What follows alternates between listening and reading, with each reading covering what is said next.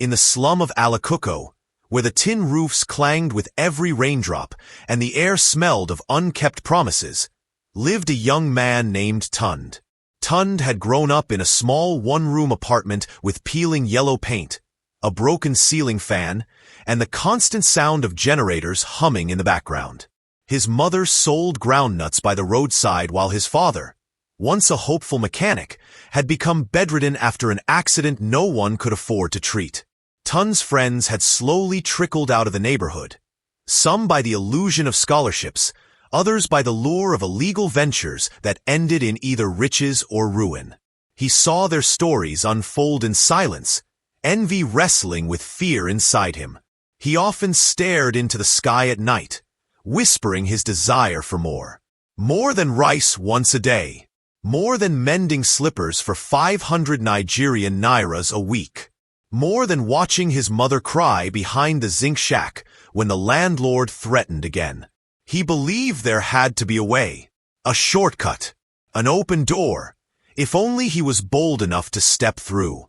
That door came on a sweaty Tuesday afternoon, when a shiny black Mercedes-Benz pulled up near the roadside mechanic shop where Tund worked. Inside the car was Fola, a man whose reputation preceded him like the scent of expensive cologne, rich, mysterious, and deeply feared. He wore sunglasses even in cloudy weather, and his agbada shimmered with gold embroidery like royalty. Fola had once been one of them, raised in the same trenches, mocked for having holes in his sandals. But now he moved like a man who'd conquered the gods. He rolled down the tinted window, his eyes locking with Tund's. "You still wasting time with spanners and grease?" he asked with a smirk, his voice as smooth as a jazz tune on an old radio. Tund hesitated. He'd heard stories, dark ones, about how Fola got his money. People whispered about midnight journeys, rituals in the forest, and disappearances. But standing there, with the scent of engine oil on his hands and a debt collector hovering near his mother's stall, Tund swallowed his doubts. He nodded once. Fola handed him a business card with only a number and the initials OES printed in gold. "Call that number when you're tired of this suffering," he said. And just like that, the car rolled away, leaving behind a trail of dust and temptation. That night, as Tund lay on a thin mat staring at the cracked ceiling, the business card burned in his pocket like a secret. And even though his heartbeat echoed warnings in his chest, he already knew he would call that number. It took Tund 3 days to muster the courage to call the number. Each night, he lay awake as the candle flickered beside his mattress, imagining what could lie behind the 3 golden letters. OES. On the 3rd night, the sound of his mother coughing uncontrollably and the sharp echo of the landlord banging on their door pushed him over the edge. He slipped out of the house in the darkness, his Nokia torchlight leading the way through narrow alleys to the main road where reception was better. With trembling fingers, he dialed the number. The line rang once, then cut. Then a message came in. "Come to number 9, Ijed close Ikeja. Midnight. Come alone." Tund's heart pounded. He read the message over and over. The instructions were as clear as they were ominous. Midnight. Alone. No promises, no explanation. He thought of ignoring it, but curiosity and desperation had built a wall too high to climb over. He returned home, washed the grime from his face, wore his cleanest shirt, and slipped out again at 11:15 p.m. His mother never noticed, her body finally stilled by fatigue and hunger. By the time Tund arrived at Ijed Close, the air felt heavier than usual, as though the night itself was waiting for something to happen. Number 9 was not a house. It was a mansion, draped in silence and mystery, the gates painted black with golden lion heads at the center. 2 tall men dressed in all black stood by the gate, motionless. Without saying a word, they stepped aside when Tund approached, as if they had been expecting him all along. He was led through a corridor with dim blue lights, the air thick with incense and the scent of burning herbs. At the end of the corridor sat a man in a cream-colored kaftan, head shaved clean, dark beads on his wrists, a single ring on his finger shaped like a serpent. He introduced himself with a voice deep and calm. Oluwawo Shokunbi. But you can call me OAS. He didn't smile. He didn't blink. You want wealth, he said, not asking but stating. And I can give it to you. But there's no such thing as free riches, Tund. Hearing his name from this stranger's lips shook him. Tund tried to ask how he knew, but his voice failed him. Oya stood and walked closer, placing a hand on Tund's shoulder. There are paths to wealth that require only your hands and your loyalty. But you must understand, we don't serve money here. We serve the spirits who control it. The room felt colder. The shadows seemed to whisper. You have one night to think about it, Oya said, handing him a small token. A black bead bracelet. Wear this if you decide to return. But once you return, there is no turning back. As Tund walked out of the mansion into the dead night, the gate shutting behind him sounded more like a coffin lid closing than a door. That night, Tund lay awake staring at the black bead bracelet on his wrist. The beads felt cold, unnervingly heavy, like they carried the weight of 1,000 whispered secrets. As the minutes stretched into hours, his mind raced with questions and fears, but also hope. Could this strange man really unlock the fortune Tund had dreamed of since childhood? Or was this some cruel trap? His thoughts were interrupted by the faint sound of chanting coming from the street below. Curious and uneasy, Tund slipped out of bed and looked out the window. A small group of robed figures circled around a fire pit, their voices rising in a rhythm that felt ancient and powerful. The air was thick with smoke and a scent that made Tund's head spin. A mixture of burning herbs, something metallic, and something bitterly sweet. He rubbed the bracelet nervously and wondered if this was the world he was about to enter. One where spirits and men mingled, where loyalty was bought with blood and fear, and where the line between friend and enemy blurred with every step. Days passed after Tund's visit to OAS's mansion, but nothing changed at first. He returned to his mechanic job, wiping grease off his hands, trying to focus on ordinary life. Yet the bracelet never left his wrist, and he felt a strange energy coursing through him. Sometimes a buzzing warmth, other times a freezing chill. Then came the first sign. One evening, a wealthy client pulled up in a luxury car, looking for urgent repairs. Normally, Tund would have been happy to work, but tonight he found himself finishing the job in half the time, his hands moving almost without thinking, almost as if guided. The client left without haggling, leaving a thick envelope stuffed with bills. Word of his miraculous speed spread. More clients appeared, and more money followed. Tund's world began to change, but so did his mind. Shadows crept at the edges of his vision. Strange faces watched him from alleys. Whispered threats slipped through the chatter of the marketplace. He felt eyes on him wherever he went, and the bracelet tightened on his wrist as if alive, a silent reminder that the price for his new fortune was yet to be paid. The seed of greed had been planted, but Tund did not yet realize the roots were winding deeper into dangerous soil. Weeks passed, and Tund's life transformed in ways he never imagined.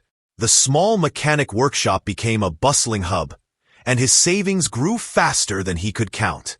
He moved his mother into a nicer apartment, bought new clothes, and even started dreaming of opening a chain of garages across Lagos. But the bracelet, that black string of beads, never left his wrist, and its presence weighed heavier with each passing day. One evening, Tund received a call from a number he didn't recognize. The voice on the other end was low and smooth, commanding but calm. Meet me at the warehouse by the docks at midnight. Come alone. No explanation, just an order. Fear knotted in his stomach, but he knew better than to ignore such summons in his new world. The docks at midnight were no place for a mechanic with clean hands. Yet, the hunger for wealth had already trained him to take risks others wouldn't dare. That night, under a sky smeared with city lights, Tund walked into the dark warehouse, his heartbeat loud enough to drown out the creaking of the rusty metal doors behind him.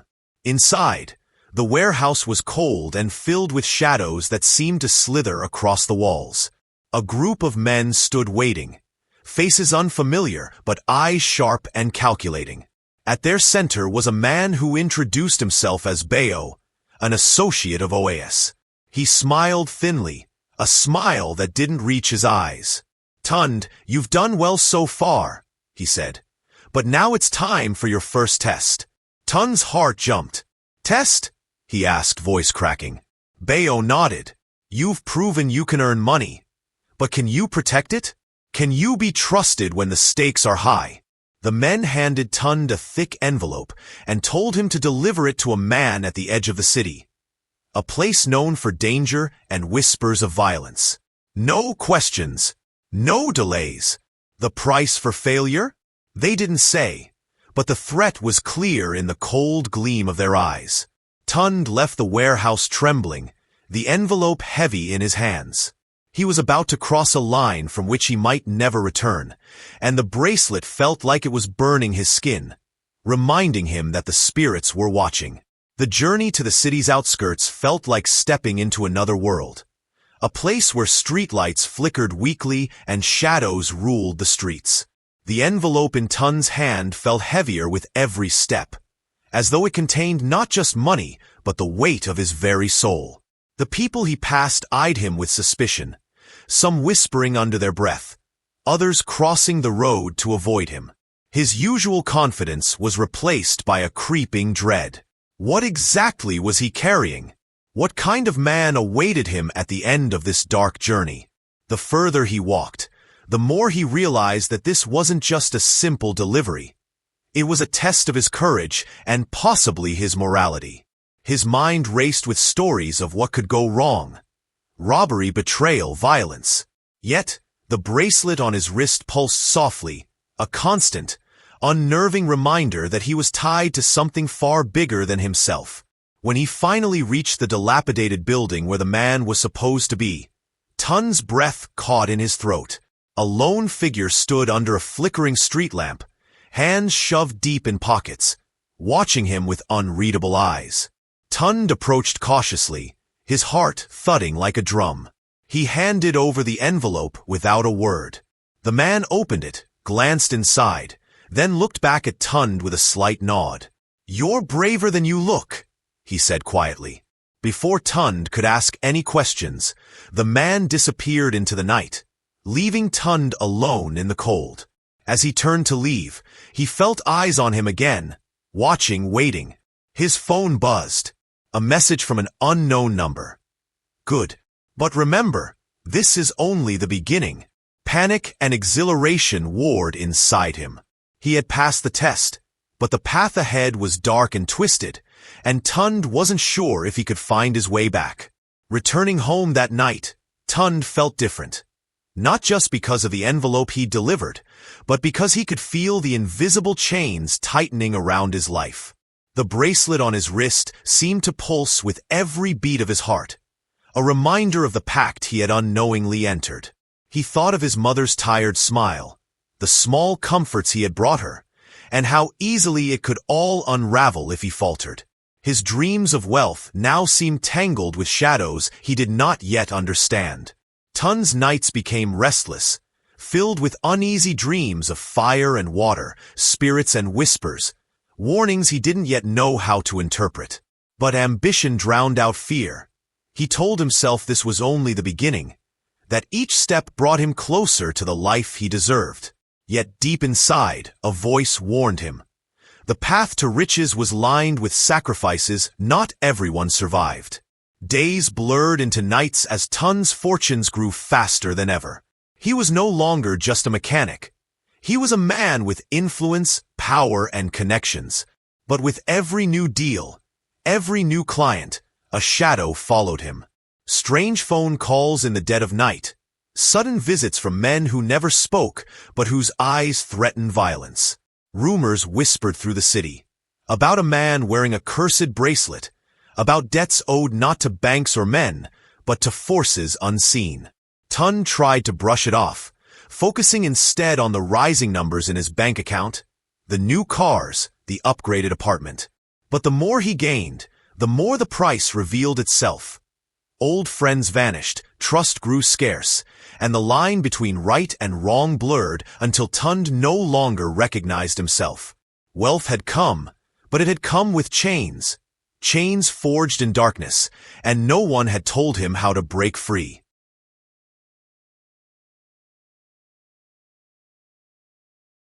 One rainy afternoon, as Tund sat in his sleek new office overlooking the bustling streets of Lagos, his phone rang again. This time, a number he didn't recognize, but whose voice chilled him to the bone. "You're treading dangerous waters," the caller warned, voice low and urgent. "The bracelet is more than a symbol. It's a chain that binds you to forces you cannot control. Step back before it's too late." Tund's fingers tightened around the phone, his mind racing. Was this a threat, a warning, or a trick from the shadows that now surrounded him? The caller hung up before Tund could reply, leaving behind an echoing silence that seemed louder than any shout.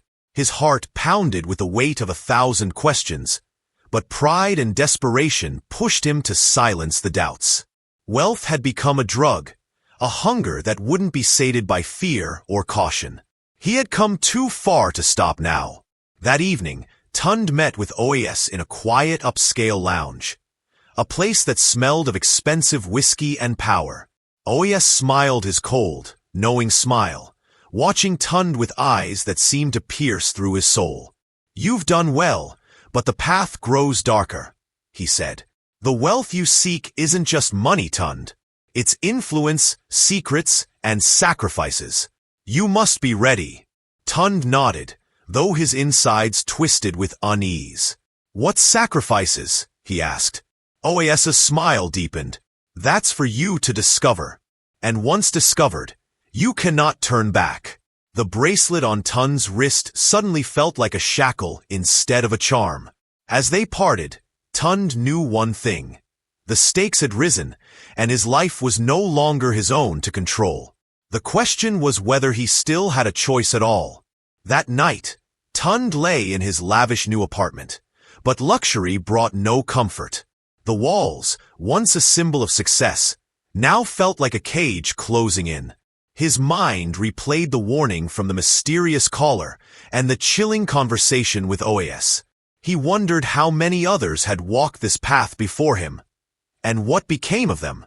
Sleep eluded him as shadows seemed to lengthen and twist in the corners of the room, whispering secrets he could barely hear. The bracelet throbbed faintly on his wrist, like a heartbeat that was not his own. A cold sweat covered his skin. He realized that wealth had led him not to freedom, but into a labyrinth of dark alliances, hidden enemies, and impossible choices. The man he once was, the hopeful mechanic from Alacoco, felt like a ghost fading into the night. The following days brought strange visitors. Men and women dressed in sharp suits, their smiles polite but their eyes sharp and calculating.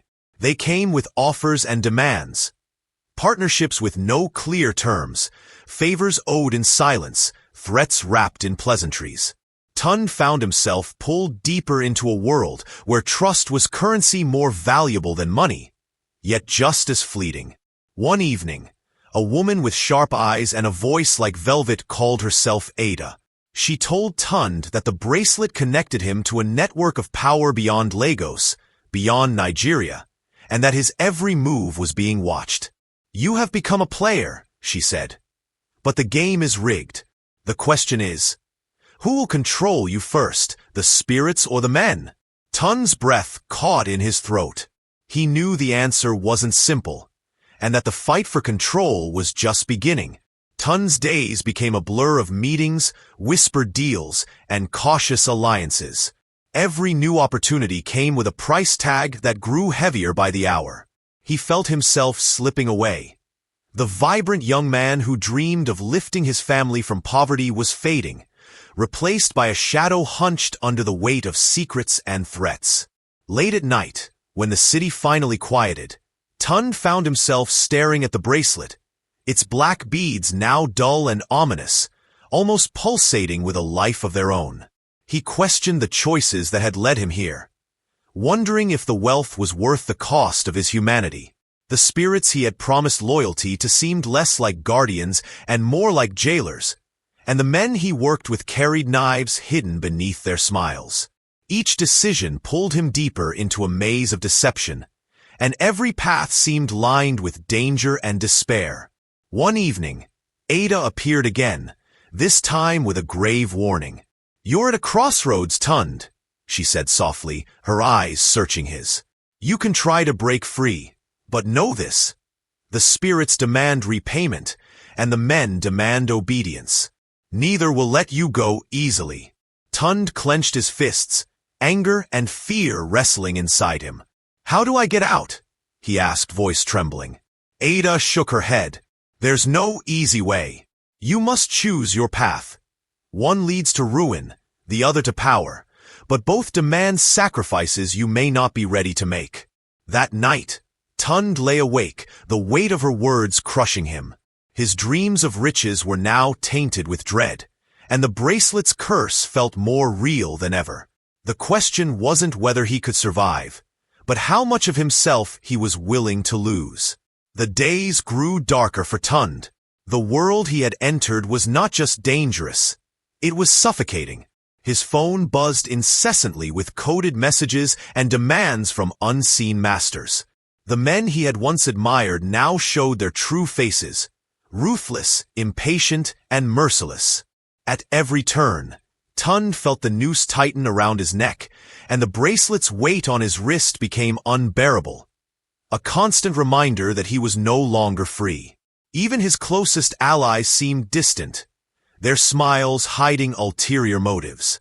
He found himself watching his back, distrust growing like a poison in his veins. Sleep became a stranger, and his mind replayed the nightmares of deals made in blood and shadows.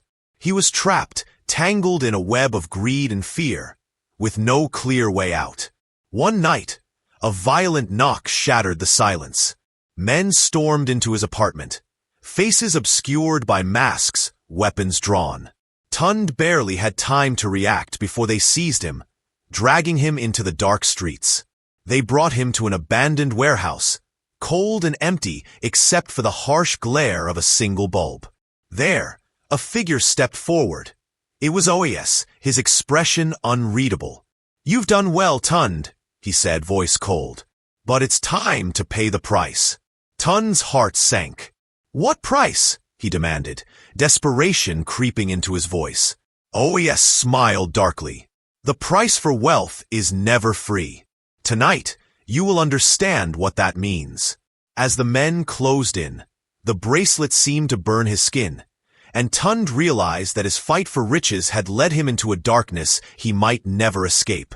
The cold concrete beneath Tund's knees was unforgiving as Oas's men circled around him like predators closing in for the kill. The dim light above flickered, casting eerie shadows that danced like ghosts on the walls. Tund's mind raced, desperate to find a way out of the nightmare he had willingly walked into. The bracelet on his wrist felt like a burning brand, searing his skin and soul alike. "You think wealth is a blessing," Oes sneered, "but it's a curse wrapped in gold. Every coin you've earned has come at a cost you refuse to see." Tund clenched his fists, the anger and fear swirling into a storm inside him. He thought of his mother, the dreams he had for her, and the man he used to be, the mechanic with clean hands and a hopeful heart. "I didn't know," he whispered, the words barely audible. Oes laughed, a cold, hollow sound. "Ignorance is the first price of ambition." Hours felt like days as Tund endured their demands and threats. Yet, amid the fear, a spark of defiance began to glow inside him. He realized that surrendering meant losing everything: his soul, his dignity, and the very essence of who he was. As the night stretched on, Tund made a silent vow. He would fight. But the question remained, how? He was trapped between the spirits bound to the bracelet and the ruthless men who controlled his fate. The path ahead was uncertain, a twisting maze of danger and deceit. But one thing was clear. Tun's journey was far from over, and the battle for his soul had only just begun. The riches he once craved now felt like chains, and breaking free would demand a courage he wasn't sure he had. Dawn crept slowly through the cracks in the warehouse walls, casting pale light on Tun's weary face. Exhausted but unbroken, he sat quietly, the cold metal bracelet now dull against his skin, its power seeming to wane with the coming day. In the silence, Tun's mind wandered back to a lesson his mother once taught him. No darkness is absolute, and even the smallest flicker of hope can ignite a fire strong enough to burn through the deepest shadows. Clinging to that thought, he began to consider his next move. He knew he couldn't fight Oyes and the spirits alone. He needed allies, knowledge, and a plan sharp enough to cut through the thick web of deceit. The question was where to find help in a world built on secrets and lies. That afternoon, as he nursed a bruised spirit and body, Tund remembered an old friend, Kemi, a woman known for her wisdom and connection to the ancient ways. Hesitant but desperate, he reached out, hiding nothing. Their meeting was quiet, but charged with unspoken tension. Kemi listened carefully, her eyes reflecting both sadness and determination. "You've been marked, Tund," she said softly. "But marks can be broken if you find the right path." She handed him a small, worn book filled with symbols and prayers meant to protect and cleanse. "This won't be easy," she warned. "But it's a start. The fight for your soul has begun." For the first time in weeks, Tund felt a spark of something more than fear. Hope. The journey ahead remained treacherous, but maybe, just maybe, he could rewrite his story. With the ancient book clutched tightly in his hands, Tund returned to his apartment, a place that now felt more like a prison than a home. The days ahead promised no rest. He knew the spirits and Oyes's men were watching, waiting for him to make a mistake. The weight of the bracelet seemed lighter now, as if the knowledge Kemi had given him was already shifting its power. But with every step forward, Tund's past clawed back into his mind. Faces of old friends turned foes, moments of choices made and paths abandoned. He saw the young man from Alacuco in sharp contrast to the man he had become, lost in ambition, tangled in darkness. Each memory was a reminder of what was at stake and what he could still lose. The streets of Lagos outside his window hummed with life, indifferent to the silent war raging inside him. That night, Tund began the rituals described in the book. The air thickened with the scent of burning herbs, and soft chants escaped his lips, echoing against the cold walls. As he worked, the bracelet pulsed faintly, resisting the ancient prayers, but unable to fully break their power. He felt the spirits around him, restless and watching, their presence both threatening and familiar. The battle was no longer just physical. It was spiritual, a fight for control over his very soul. Somewhere deep inside, a part of Tund feared the consequences, but a stronger part refused to surrender. He would face whatever came next, armed now not just with money or power, but with knowledge and a fierce will to survive. The night stretched on, and as the first light of dawn crept in, Tund knew that the true fight was only beginning. The days following the ritual were tense and uncertain. Tund moved through his world like a man haunted, eyes darting to every shadow, ears tuned to the faintest whisper. He had taken his first stand against the unseen forces binding him, but the cost was not yet clear. Then came the unexpected. One of his closest allies, someone he had trusted implicitly, suddenly vanished. Rumors spread quickly, whispers of betrayal that stung sharper than any open attack. Tund's world, already fragile and fractured, cracked further. He realized the stakes were higher than he imagined. Enemies lurked not only in the darkness, but within his own circle. Trust, once a shield, was now a weapon turned against him. The bracelet on his wrist felt colder, heavier, a symbol not just of power, but of isolation. The betrayal cut deep, but it also lit a fire within Tund. If the men around him could turn on him, Then he must become stronger, smarter, and more ruthless. The quiet woman Ada appeared once more, her gaze sharper than ever. "They don't just want your wealth," she whispered. "They want your soul, and they are willing to sacrifice anyone to get it." Her words settled like a stone in Tun's stomach. The fight was no longer just for riches or freedom. It was for survival. And in this game of shadows, the rules were ever-changing, and trust was the rarest currency of all. Tund clenched his fists, feeling the weight of his choices more than ever. The path ahead was darker than before, but he was determined not to fall. Not yet. Tund stood at the edge of his apartment balcony, staring out over the sprawling cityscape that glittered like 1,000 distant stars. The night air was thick with tension, mirroring the turmoil inside him. Every decision, every sacrifice had led him here, to a place where hope and despair collided in a fragile balance. The bracelet felt like a chain wrapped tightly around his wrist, a reminder that the shadows were never far behind. He had tasted wealth, power, and influence, but with each success came a growing emptiness, a gnawing doubt that perhaps the price was too high. The voices in his mind echoed with warnings and regrets, yet the fire of ambition still burned stubbornly inside. Could he find a way out? Or was he doomed to be consumed by the very darkness he had embraced? Just as he was about to turn away, his phone buzzed. A message from an unknown number. "The next step is the hardest. Choose wisely, or lose everything." Tun's heart pounded as he read the words again and again. He knew the road ahead was perilous, the stakes higher than ever, and the choices he made now would determine his fate. The city below pulsed with life, unaware of the silent battle raging within one man's soul. As the wind tugged at his clothes and the night deepened around him, Tund realized that his story was far from over. Somewhere in the shadows, the next chapter awaited, unwritten, unpredictable, and unforgiving.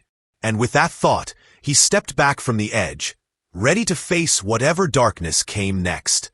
Thanks for watching. Don't forget to like and subscribe, and turn on post notification for more exciting stories from us.